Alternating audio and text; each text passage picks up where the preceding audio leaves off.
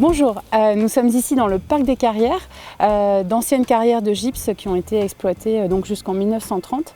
C'est un espace qui est extrêmement riche en termes de faune et de flore parce qu'il y a plein d'habitats différents. Il y a des pelouses sèches qui en fait sont extrêmement riches en termes de biodiversité, même si c'est pas spectaculaire. Il y a des vallons secs, donc c'est un espace sur lequel on a eu envie d'aller plus loin. On travaille donc depuis 2016 avec la Ligue pour la protection des oiseaux, avec lesquels on a conventionné, donc on signe des conventions régulièrement depuis. On a aussi avec eux un observatoire des hirondelles et des martinets.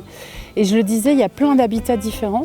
On a aussi mis des haies et des arbustes, dont certains sont comestibles pour nous, comme les coings par exemple ou les arbousiers, mais aussi des plantes appétantes pour les oiseaux.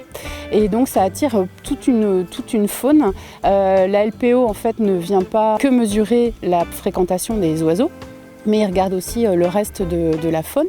Nous, avec les collègues des espaces verts qui mènent un travail formidable ici, on fait aussi des inventaires de la flore présente parce que tout est évidemment lié.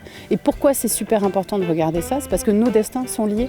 Nos destins avec le reste du vivant, l'air qu'on respire, ce qu'on mange, la purification de l'eau, on a besoin d'eux. Mais il faut quand même aller plus loin parce que même ce qu'on appelle la biodiversité ordinaire est en danger. On a l'impression que les moineaux sont très nombreux, mais pas du tout. Donc on était très contents notamment de voir revenir le moineau domestique dans nos derniers inventaires ici. On a ici du pouillot véloce, ils ont plein de noms rigolos, le troglodyte mignon, le pinson des arbres, les rouges-gorges et les pivers pour des oiseaux un peu plus connus. Mais on est très heureux de voir revenir les verdiers d'Europe par exemple. Pour ce qui concerne l'avenir, donc on a aujourd'hui un parc qui fait 22 700 mètres carrés et la société de public local, donc l'aménageur qui travaille pour la ville, a acquis 10 000 mètres carrés supplémentaires sur le talus qui est à ma droite avec l'aide de la métropole. Et cet espace sera complètement préservé et réservé à la biodiversité. Il y aura des clôtures qui vont permettre le passage des petits animaux, des hérissons jusqu'aux renards. Mais par contre, ça ne sera pas accessible pour nous. Les sous-sols ne seront pas sécurisés, parce que je vous rappelle que ce sont d'anciennes carrières, donc il faut vraiment rester dans les espaces qui sont sécurisés.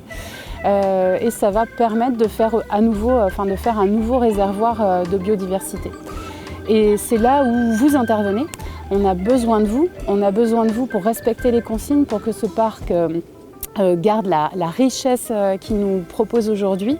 En respectant les consignes, vous voyez les petites clôtures en bois, elles ont une utilité en fait, elles ne sont pas juste là pour de l'aménagement paysager.